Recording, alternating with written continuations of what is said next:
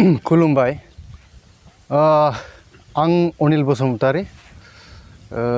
सारेन्डा NDFB निफ्राय दिनै माखासे जोंनि फेक्सननिफ्राय गोनो गोथो जानानै फैदों बिथांमोना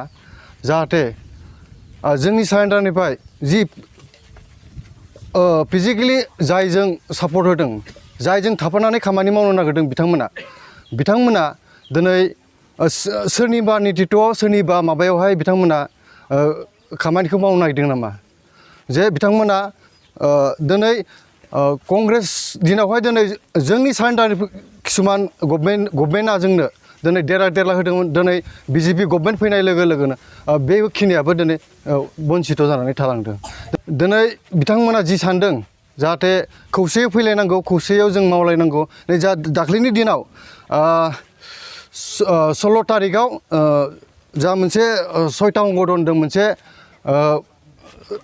मोनसे आफाद दानाय जादोंमोन ससाइटि बेयाव अलरेडि पास जाखाबायमोन जोंना टटेलि बर' रायजो राजाफ्रा कंग्रेसावनो बयबो जुगदान होनांगौ होननानै आं दिनै बेखिनिखौ बुंनानै दोनथ'बाय। खुलुमबावबाय नोंथांमोननि नैबे चेनेलनि गेजेरजों आरोबाव बेखौनो फोरमायहरनो लुबैदों खायसे माहारियारि आफादफ्रा ओरैबायदि बुंनो नाजादों जे गावसोरजों गासिबो दंजोबो नै दिनैबो दं उमुखा दं तुमुखा दं नै NDFB P फेक्सननिफ्राय नैबे आमोखाया दङ R फेक्सननिफ्राय नैबे आमोखाया दङ सारेन्डार फेक्सननिफ्राय नैबे दङ बेबायदि बाथ्रा बुंनो थांगासिनो दङ आरो S फेक्सननिफ्रायबो जे जोंजों दङ होननानै बिथांमोना बुंलांबाय थानो नागिरदों दा नैबे बाथ्राखौ आं बेखौनो स्पष्ट बुंनो नागिरदों थांनाय 16 तारिखखालि जिहेतु जोङो डेकाफार्मनि मोनसे फरायसालियाव जथुमलायनानै अलरेडि जों डिसिसन लालायदों आरो बे डिसिसनाव जों गासैबो एकमत जानानै डिसिसन लादों रावबो फोरसाफोरसि गैया आरो बेबायदिनो जों दिनै खामानिखौ मावलांगासिनो दङ दा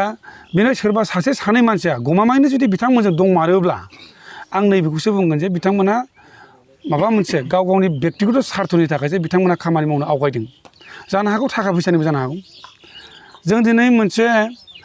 आफादनि गावनि गोग्गाथार मोनसे इस्युखौ लानानै जों दिनै खामानि मावनो आवगायदों आरो बिनि अनगायै जोंहा गुबुन बिदि माबा मोनसे गैया रायजोनि थांना थानायनि हारि दानाय समाज दानाय गासैबो बिथिंखौ लानानै जों दिनै गासिबो जोंनि बै दिनखालिनो जोङो डिसिसन लानाय जाखादों दा बेयाव जोंहा गुबुन मोनसे डिसिसन बेयाव आलादा बिदि गैबावा दा बेखायनो जाय बिथांमोनहा दिनै थांमारदोंब्ला बिथांमोना जोंजों फैनानै खामानि मावनांगौ ज' मावनांगौ हारि दानाय समाज दानायनि बाथ्रा जोंहा दङ ओमफ्राय बिथांमोनहा बेबायदि गोनो गोथो जानानै जेबो मुलाम्फा गैया लोगोसेयैनो फैबाय थानाय 23 अक्ट'खालि जोंनि सिमेन्ट सापुरि सानजारि नोगोराव जे बारग' BTCनि गाहाय मावफुं सोद्रोमा बिथां हाग्रामा महिलारि जोंनि ओनसोलाव फैगासिनो दं दा बे बाथ्राखौ लानानै जों गोबां गामियाव जोङो फोसावदिं बिलाइ हरनायबो जाखाबाय अलरेडि दा बेखायनो आं बेखौ खावलायगोन BTCनि बायजोआव थानाय जायफोरनिखि बर' रायजो राजाफोरखौबो बै समाव BTC खुंथाय गोहोआव थानाय समाव बिथाङाबो नाहराखै नङा जोंखौ जथेस्थ' नाहरदों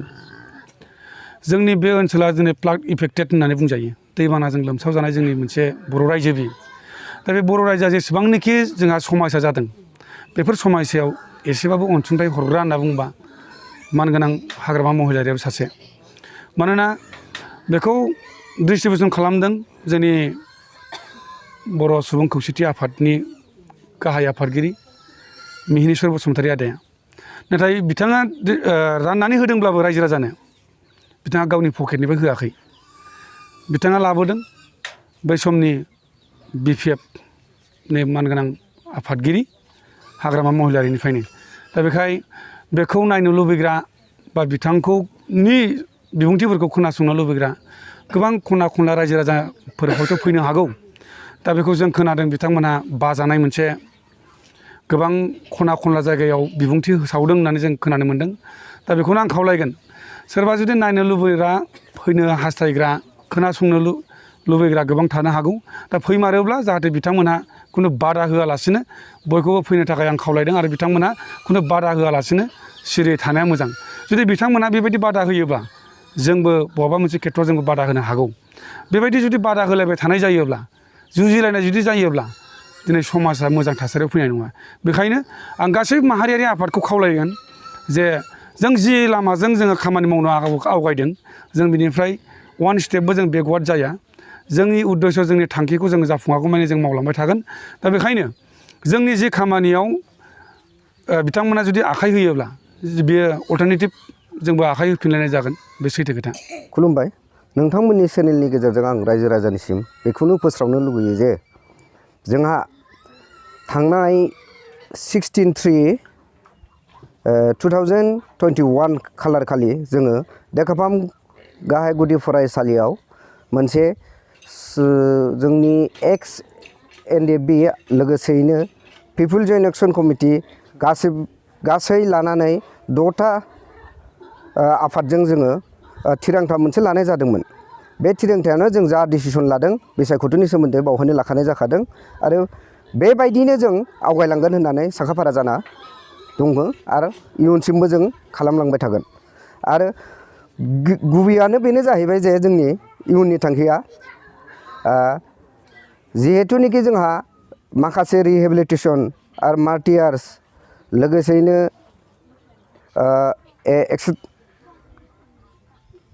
एक्सेट्रा बिदिनो जोंहा माखासे खैफोद दं बै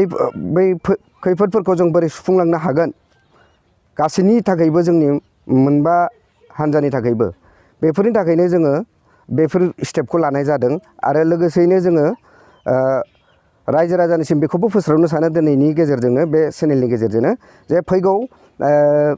23 अक्ट' खालार खालि जोंहा BTCनि बारग' गाहाय चिफ बिथाङा जोंनि धेमाजि हालामनि गेजेराव सिमेन्ट सापरियाव बिथाङा मेल मिथिं मोनसे गाबफैगोन। बे मेलाव जोङो रायजो राजानिसिम बेखौसो खावलायनो लुगैयो जे